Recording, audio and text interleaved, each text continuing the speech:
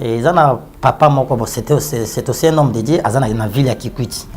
Parce que moi si na wana papa ya mobali akomolinga lisusu moi si ya mwana nae. Oh. Donc beau-père akomolinga belle fille. Belle fille nae. Ni mo sobi oh na mon père likambango komi sérieux. Papa komi ngando nde batema ba balukeli mwana. Ake kozoba chef coutumier na banganga po basani ni baboma mwana nae. Abeti siko maladie ya pema ya koso. Donc na abeti 2 mois en hôpital mbongo esili ateki même na lopango. Aoyo kama olobate. Mon âme bénit le Seigneur car sa miséricorde dure à jamais.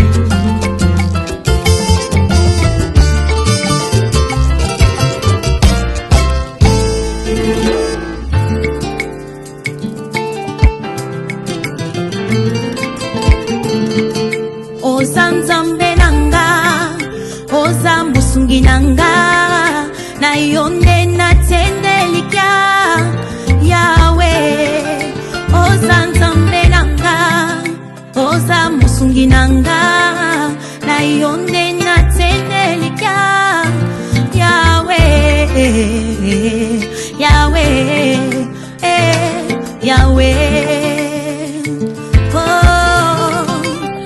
Yonde nyoso yanga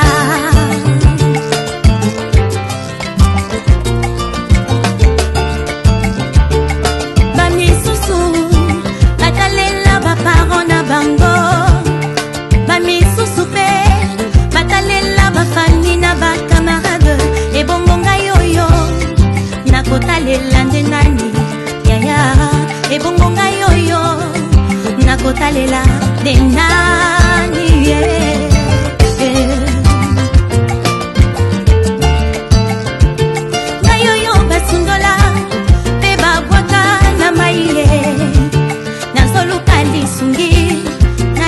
Bimisanga Nazoluka lisungi Gaye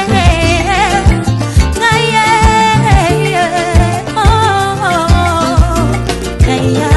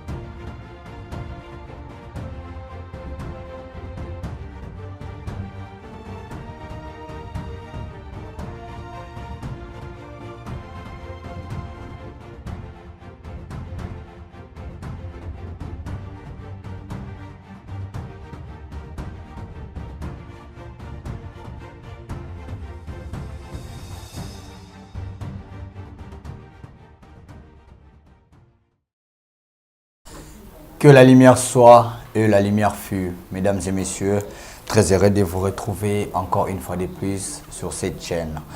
Merci de nous faire confiance. C'est grâce à cette confiance que nous essayons toujours de faire mieux. C'est bon boulot. Merci à vous tous. Vous êtes partout dans le monde. Merci à tous nos abonnés. Plus de 183 000, je dirais 184 000 abonnés. Bientôt là, notre challenge, c'est d'atteindre 190 000 abonnés d'ici cette fin de mois. Merci à vous tous.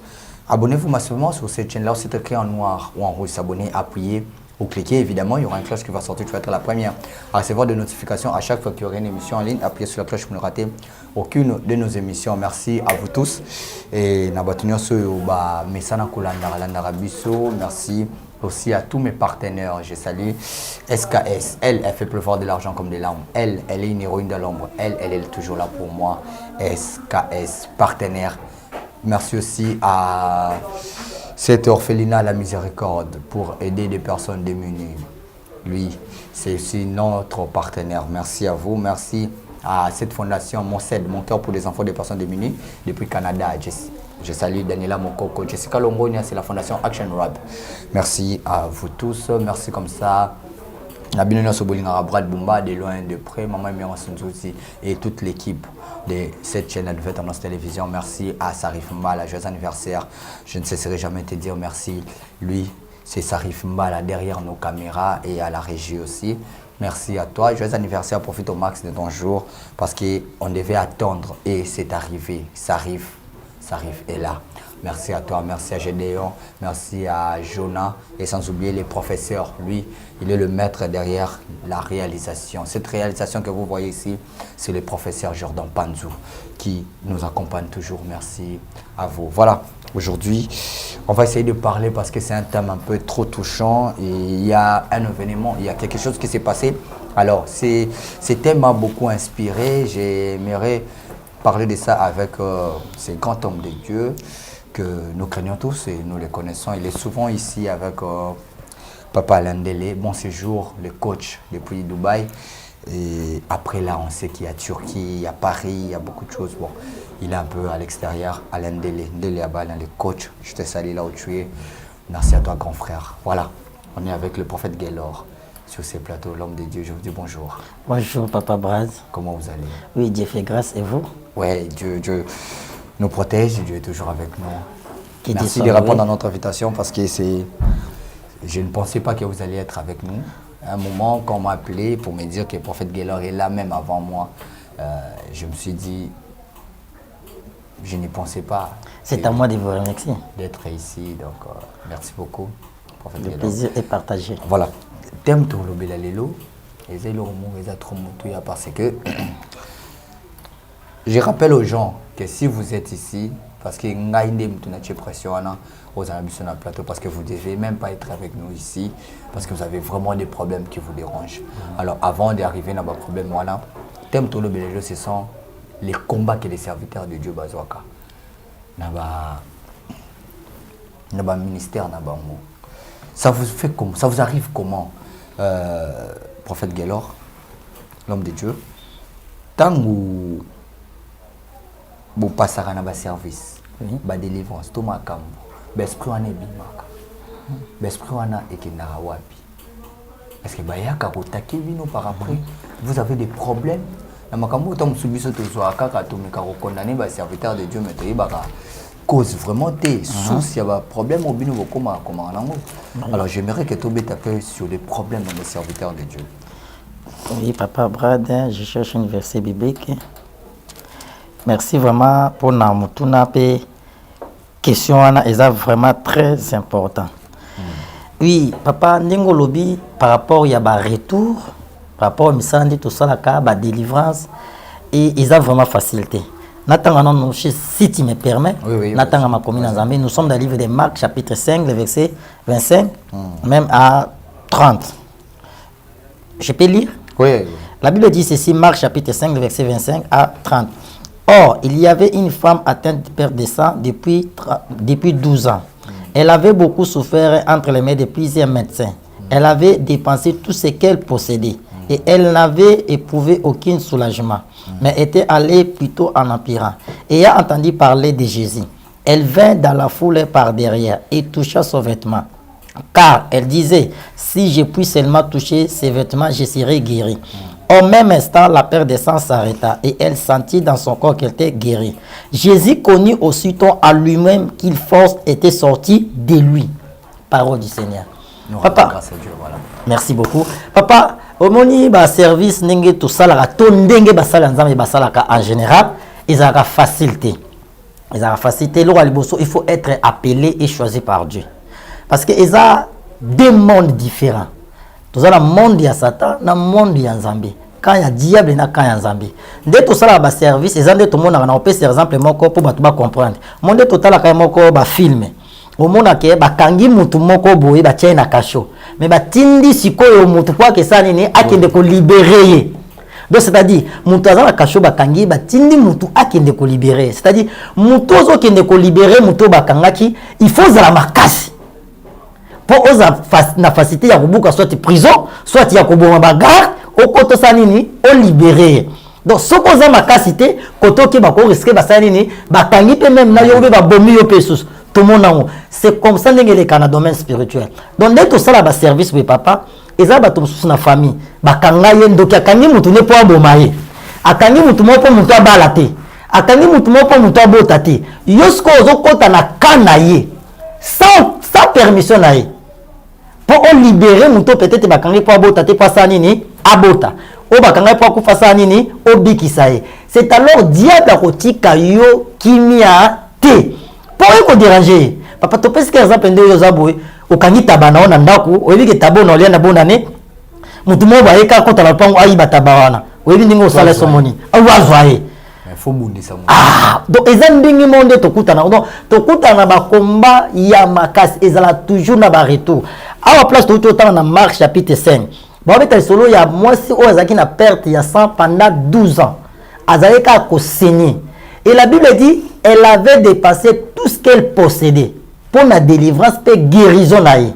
Au moins objectif à diable n'inga kanga bato peut-être mutabo tate mutabi kate mutabala te et ça pour na mur mutu atie malade mon vie à mutu mutaba na ko dépenser on a diable za ne seconde to moni moso Bible vini a dépenser qui nyonso za nango mais toi qui guérison te mais elle a moni Jésus a milobeli ke na osimba kai lamba na osani ni na obika ayi asimbi elamba Jésus avec foi zamba pambola yo pe Bible vini à l'instant père tchasa sanini et arrêté donc eloko ba tiaki pour asala ba dépense mbongo et kindaka abedisaka mais esani et s'arrêter Jésus le Bible Jésus ayoki force moko ebimi katnaye donc c'est-à-dire na ba service de to sala mingi na ba service à délivrance to dégager ka force énergie force spirituelle et retourne en gros diable otika yo kimiate yango mona mingi malgré on n'est pas là pour na to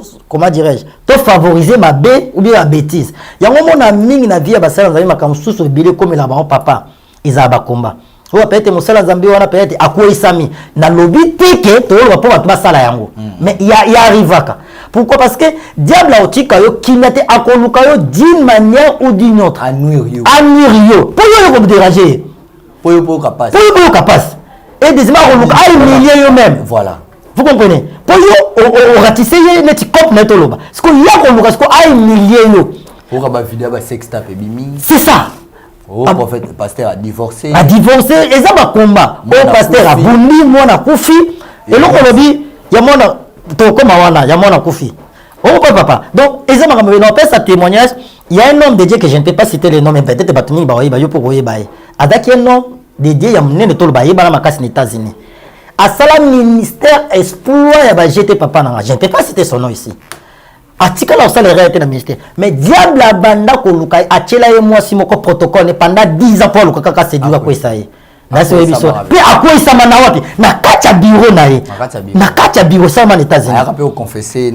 zamba pas vous comprenez donc baba Dieu et puis bah fidèle musuba kendaka mabeso matana chiate c'est le nom m'échappe. Et voilà, moi je connais le nom, mais je ne peux pas citer son nom ici. Vous comprenez? Donc pourquoi? Diable a c'est ça qui est hasard. Donc c'est-à-dire, Ayibi que Moutou ya baby sakara, Makamuna biso, Abundabiso. Alléla. Et à ça qu'on a volonté d'Haïti. Comment ils ont dit? Donc, Aluka, les soukas soit salini, arrêté. Yango moni mingi. To senga kanaba na Nzambe pe ba chrétien. Yango moni Paul ayeba ki abi prier toujours pour moi. Paul a senga lisungi à prière. Tozana na posa lisungi à prière. Parce que tokuta na mka. Bakolo luko na nzela ya mbongo, bakolo luko na nzela ya basi, bakolo luko ndo lobi amilo suba ba divorce musuba tchelo trouble pas on ba la kate. Oza la ka bongo. Pour ozana concentration. Concentration ezalate. Donc papa ezaka facilité. Tout le monde a makambo ebele. Ndo lobi likamoliwa. Ngana kutana na ngona 2019 na so yebi. Moi na nga misato. Nazali na bureau na oyamba bato. Na oyamba bato. Na ba 7h na oyamba bato ya 7h30. Babinga mwana bela te. Babinga ke mwana kufi. Vous comprenez? Donc tout kotana na babiloko wana eyaka ebele. Donc eza facilité. Comment vous arrivez à tenir debout? On a pas problème on sur le kotana non. Bon, premièrement, Totena. Vidéo bima mais à garder tête haute. Excusez si moi je peux citer des noms à battre. Oui. Papa Nabiso, Mukuna, Sextap, mais au mona, il garde la tête haute. Yosa Moussena Nzambe, secret wana. Dès que moi na kufa yosa kata biro, otika moi na bien zobela, habilité, moi na bien. Après liwa, comment vous faites pour nous regarder toujours? Monsieur Souboki, monsieur Boko, comme un crédit là. Oui, papa, mon écoute Nzamba Pamolo, tu es très intelligent, que Dieu vous bénisse. Mon écoute ce que au lobby langa que ba tout soit comme un crédit. Ngana prophète, je n'ai pas tatoloté. Ba na liwa moi na ba ba yebisanga. Mais yo a prophète na bureau na zaki na oyamba bato. Il y avait même des gens libanda bureau na ngaba tout so na autant à côté ba autant même na poto ba. Na oyamba bato pour la consultation prophétique.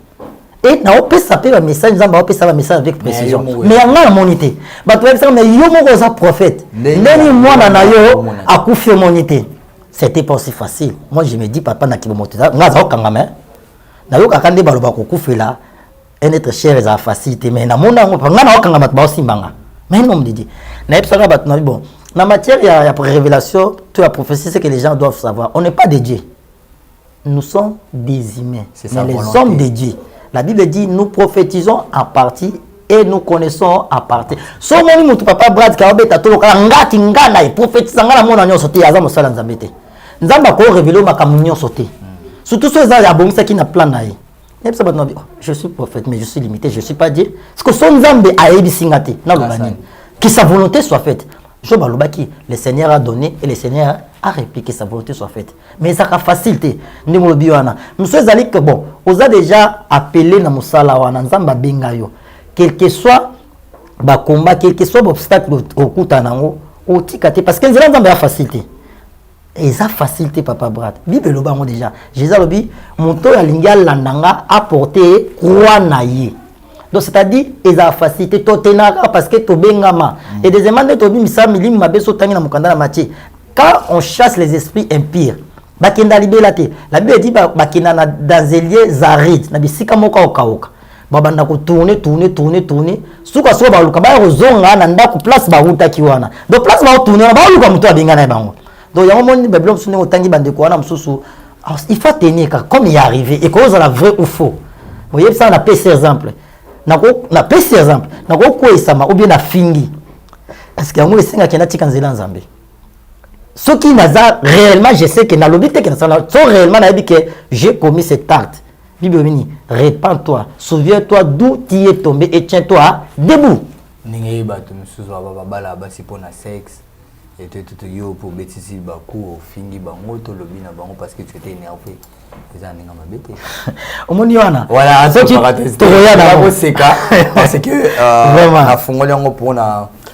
vous avez un petit souci, à un moment il faut resséca pour que l'on l'attend moi image que je vais dire à mon le prophète Gaylor que vous voyez avec moi sur ce plateau a un grand problème et les problèmes qu'il a, il ne veut même pas être avec nous sur ce plateau. Il voulait aussi perdre son deuxième enfant parce qu'il en a 3, il en avait 3, Batika a 2. Alors il devait encore perdre l'un d'eux. Parce que Amekamaki. Alors c'est lui seul qui va nous expliquer comment c'est arrivé parce que moi Nawanati Bota la vidéo, j'aimerais ensemble que nous suivons cette vidéo de cet enfant. J'ai pas pu regarder parce que même quand mon fils est malade, même pas parce que est un peu trop fragile. J'ai eu à regarder une vidéo juste un petit, mais j'ai pas pu. Cet enfant a besoin d'aide. Parce que mes coups hormis ko bukana normal pour battre plâtre mais ça bon teza ko bukana le quoi ne ba bukara soso ma nini wana il va nous expliquer lui-même en large comment c'était arrivé et puis Dieu l'avait déjà prévenu pour à se tenir et ça fait déjà beaucoup de temps ba meka ina nenga bokoko ça n'a pas pu alors il n'avait pas assez de moyens pour na parce que bon alors moi je lui ai proposé d'être avec nous sur ce plateau pour appel de foi pour un prophète Gaylor vous le connaissez parce que oui, Azamou, Tazana Berreur, mais Babi vraiment, des Tozoratam, Soubandé comme ce souillé, tout ce qu'on a reçu en côté. Il devait être avec papa Alain ici, mais vu que papa Alain est en voyage, alors moi j'ai assumé cette responsabilité, j'ai joué cet intérim de faire cet appel de fonds. Notre numéro est affiché, le numéro du prophète Aguelor est affiché. Appelez-lui, mais avant de passer dans l'appel, dans Makamuto, j'aimerais ensemble que nous suivons Lengue moi Nazolela, Bapasiwana, Lenga Bukanaki, des vidéos, des images, et on se retrouve tout juste après.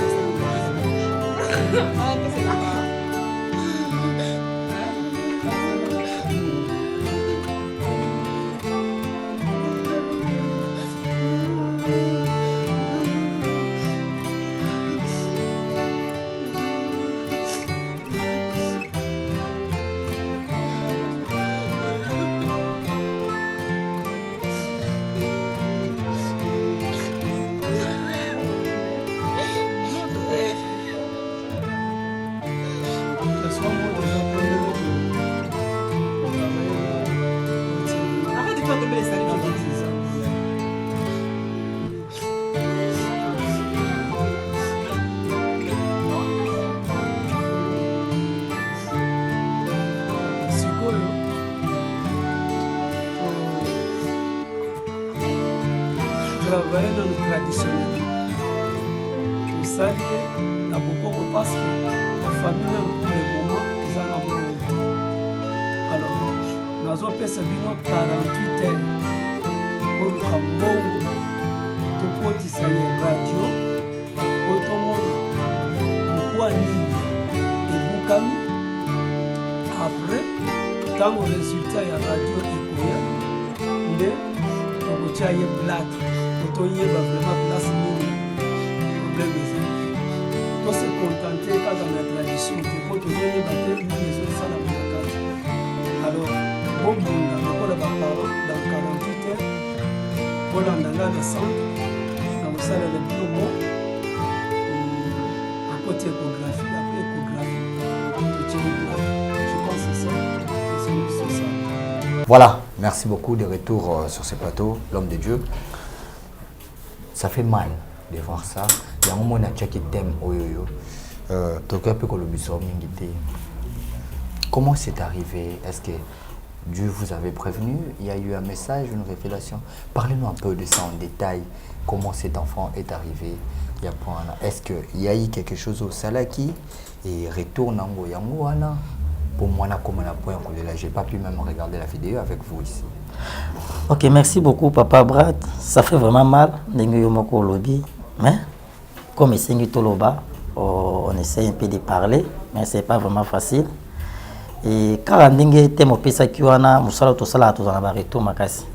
C'était comment avant et mbeba wana ya okoma et zana papa moko bon c'est aussi un homme dédié azana na ville ya Kikwiti.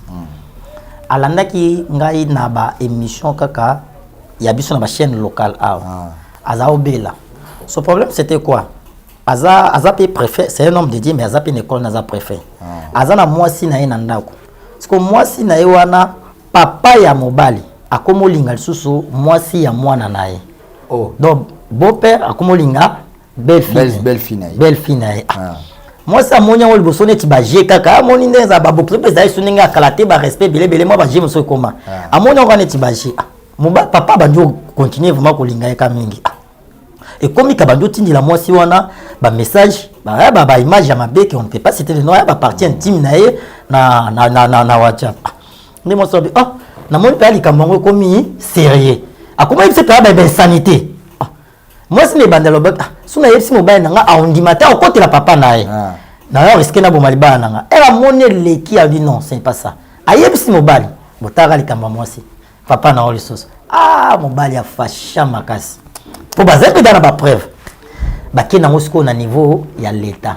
Ba sambisi bango papa yoko ya coupable singa ba condamné. OK. Ba mikolo ba yobana non moi no moni wana zaka papa na makamba boiza makamba kutimi retirer plainte to qui ne ko traiter yango na famille. Bon, moi na pas yoki ba mikolo a retirer plainte. Ba yena niveau ya famille papa komi ngando nde batana ba tema ba do balukeli mwana. Ake ko zo ba chef kutimi na banganga po basani ni baboma mwana nae. Abeti siko maladie ya pema ya kosukoso. Donc na abeti 2 mois en hôpital mbongo esili ateki même na lopango. Siko balandinga aoyo kama olobate moi c'est benginga.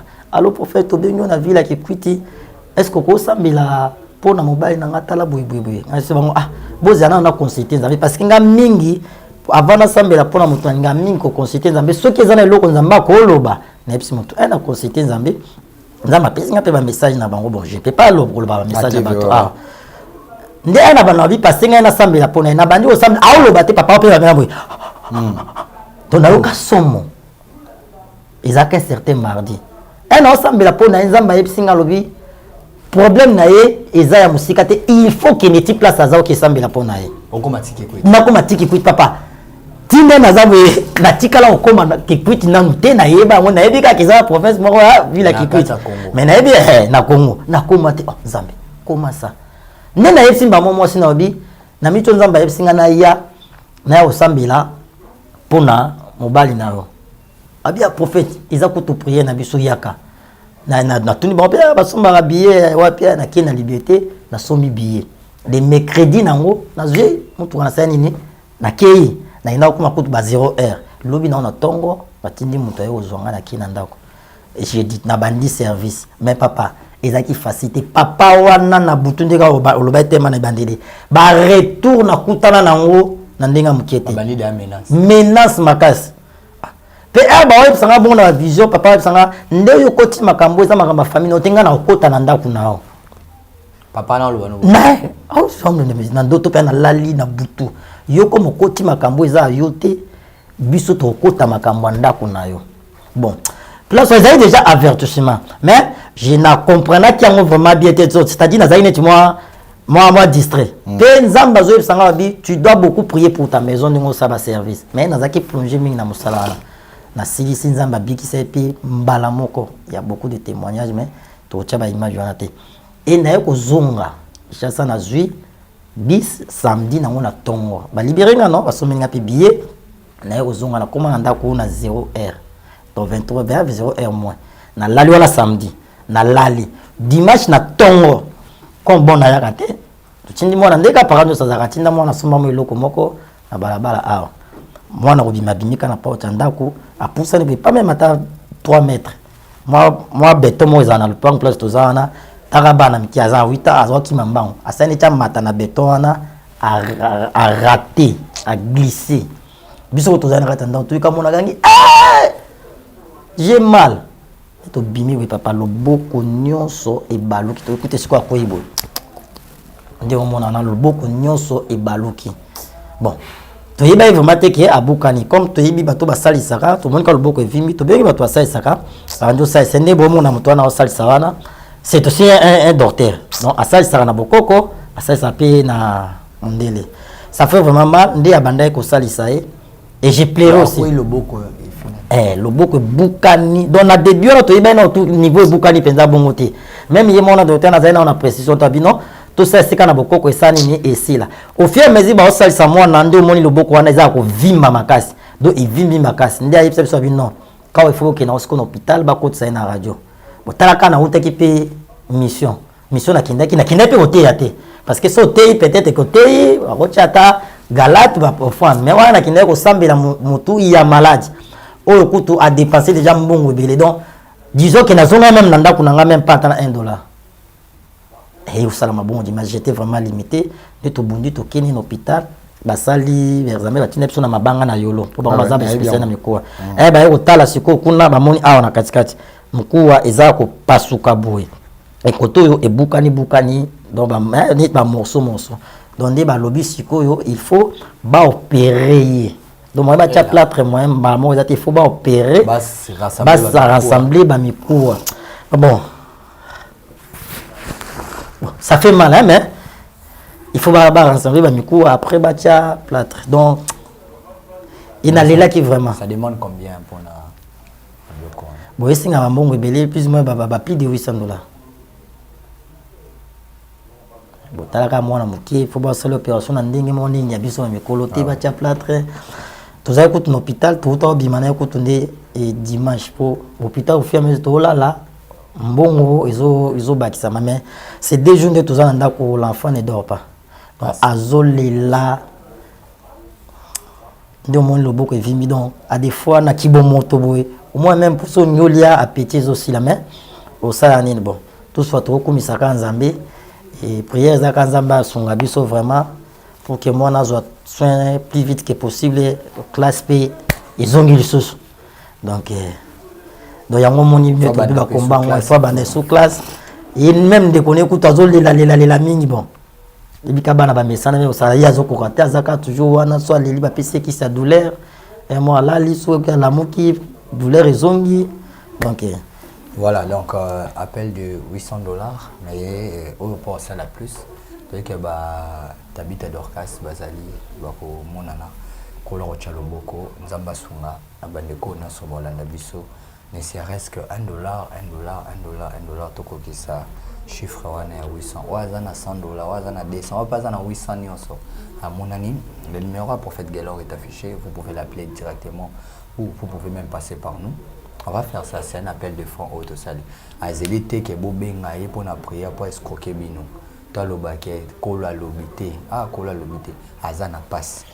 Aleki na simana bino pour akoka kozwa lisungi na simana bino pour te mwana na ye abika boroyoka pasi soki mwana kei nde bosala bapel de fond bosangisela ye po sombasi ake mwana na okufa te alors mwana encore aza en vie lisungi na bino yango mpe ozala prière kaka parce que bosungi individu moko boye te bosungi un serviteur de Dieu. À chaque fois à récolter ou à simba à singilango merci pas ya tata les ozonga multiple nango les ont se multiplier pas na bino to monango batu balela na ba mur de lamentation batu balela tout Seigneur souviens-toi de moi je le fais pour aider mon ko basali na yo mosali na yazana passe azana posalia ya mwana bo pesa bilei na pour moi na wana abika. Merci beaucoup l'homme de Dieu. Un dernier mot sur Rezali, numéro de téléphone. Oui, un dernier mot zaka premièrement. Merci na nyoso sali na appel na yo malgré tout na koka été mais au micro forcing aka yaka to kutana nzamba pambola pour na musala pour na sacrifice parce que aux appels responsables n'attend koka que ne lukapi pour nous les s'appelle bota non mais tu as accepté peut-être tous les émissions nzamba pambola yo donc c'est belé vraiment nzamba pambola bande konyo so pe ya nouvelle tendance ko banda na papa na biso alande ko taza nzamba zana pambola e bande konyo so pi batu nyonso balandi biso nzamba pambola bango et bisika bazwami oyo pe akosunga biso même na prière toza pe na besoin pour ya prière makasi nde to ba na débit musalo to salaka ezala facilité Et ça passe surtout mon ana azam na PC mobimba comme on a pensa donc Kasai Taye Gelor donc ça fait vraiment Gelor Junior donc na batopi ceux qui et bêtise bango li bakoté ba soutenir biso nzamba pambola bango mon numéro est plus 243 85 41 59 230 plus 243 85 41 59 230 même dans zela ya papa na biso Brad so bobengi e koma poza mwana na ye donc so zunga te obengi ata papa Brad soko osunga e koma la biso ba epi baza na posa lisungi ya prière cela n'empêche malgré tout on a problème to continue ça la nzambe obengi biso pour na ba orientation ba diététique consultation to sambela nzambe a olobela bino donc voici un dernier mot nzamba pambola pe bino nyoso bolandi biso. Voilà, merci beaucoup prophète Gelor d'être avec nous. Donc c'est ça, vous avez aussi des problèmes, ma prière, contactez l'homme de Dieu et vous ne serez jamais déçus. Merci beaucoup de répondre à notre invitation malgré le sacrifice, le temps na yo. Merci, vous étiez nombreux de nous suivre partout dans le monde. Merci comme ça à Sarif Mbala qui était derrière nos caméras. Merci à Jordan Pointe dans la réalisation. Merci à Alain Délé, là où il se trouve. Bon séjour à Dubaï. Après Dubaï, je sais qu'il y a Turquie, il y a beaucoup de choses. Profite vraiment de ces jours là-bas. Merci aussi à Prophète Gelor qui a accepté d'être avec nous sur ce plateau. On se retrouve prochainement pour un nouveau numéro. Restez toujours connectés sur cette chaîne Nouvelle Tendance Télévision. Abonnez-vous très massivement. Au revoir. Shalom, shalom à tous. Je voulais simplement partager un message avec vous. Ce soir, je vous salue tous au nom de Jésus, bien-aimés. Je voulais simplement vous informer que toi qui es là, tu es en train de chercher le mariage. Tu es là en train de chercher les enfants. Tu es là en train de chercher le voyage. Tu es là en train de chercher la guérison. Tu es là en train de chercher une stabilité de maison. Laisse-moi te dire que notre Dieu, l'Éternel des armées, a un marché. Le marché de l'Éternel est gratuit. Le marché de l'Éternel est ouvert H24. Bien-aimé, Nzambazana Wenze.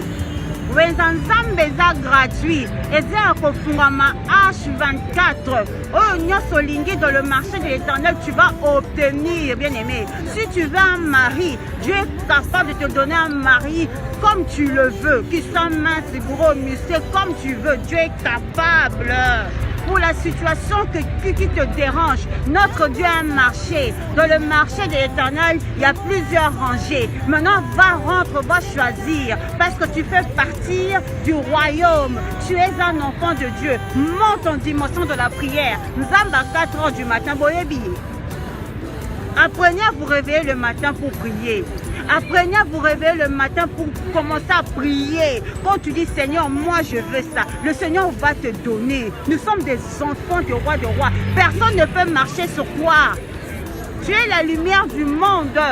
Tu es le sel de la terre. Mais on comprend, il y a un secret dans la prière. Tous les gens capable de façonner, il y a qu'à changer, il y a qu'à restaurer. Notre Dieu, 3 fois ça, il est tellement puissant que nous ne réalisons pas la grandeur. Il a un marché. Tu as une maladie incurable, rentre dans le marché de l'Éternel, tu vas trouver ta guérison. Kotana wenzanzam de guérison ezali. Kotana wenzanzam okomona libaya mobala malonga zape na makambu. Kotana wenzanzam, tu vas trouver un joli garçon qui a tout. Kotana wenzanzam, tu vas trouver une grande dame, une femme qui a tout. Azape na makambu na beauté na ye. Alléluia. Nzamba ana bane. Ha ha ha. Bien-aimé, avec Dieu il y a tout. Dieu c'est la paix. Dieu c'est la sincérité. Tu es serein. Tu es en train de marcher la tête haute. Tu ne peux pas badiner. Tu ne peux pas trébucher. Alléluia. Quand les gens te regardent, tu portes le fruit du Saint-Esprit. Quand les gens te regardent, les gens doivent dire Wane Nzambe, oui, Nzamba Zana Bana. Je m'adresse à toi qui me regarde. Je ne connais pas ta situation là où tu te trouves, mais Dieu connaît ta situation. Ce que je peux te dire, monte dans la prière, monte dans la prière, monte dans la prière. Connais-tu le Dieu de 4 h du matin? Le Dieu qui appelle à l'existence de choses qui n'existent pas. Comment toi tu es chrétien, tu ne dors tout de minuit à 6 h, de 20 h à 8 h? Non! Réveille-toi la nuit, commence à prier. C'est pas bouton à opposer sa solution à ton bien-aimé. C'est ça la vérité. dans les situations qui te dérangent. Au lieu d'aller papoter, de parler, de discuter, personne ne peut te donner la solution. Il n'y a que le Fils de l'homme. Bien-aimé, rentre en profondeur. Kotamozindo. Alléluia. J'aime Jésus. Alléluia. Samba na bana. Tout ce que tu veux, il y a tout dans le marché de l'Éternel. Et pas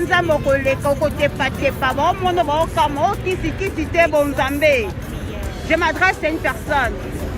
La situation est pour ton problème, il y a une solution, c'est l'Éternel des armées. Il a payé un prix, il a donné son sang pour toi, il a tout donné, il y a un marché. C'est le temps maintenant de prendre et de rentrer en profondeur.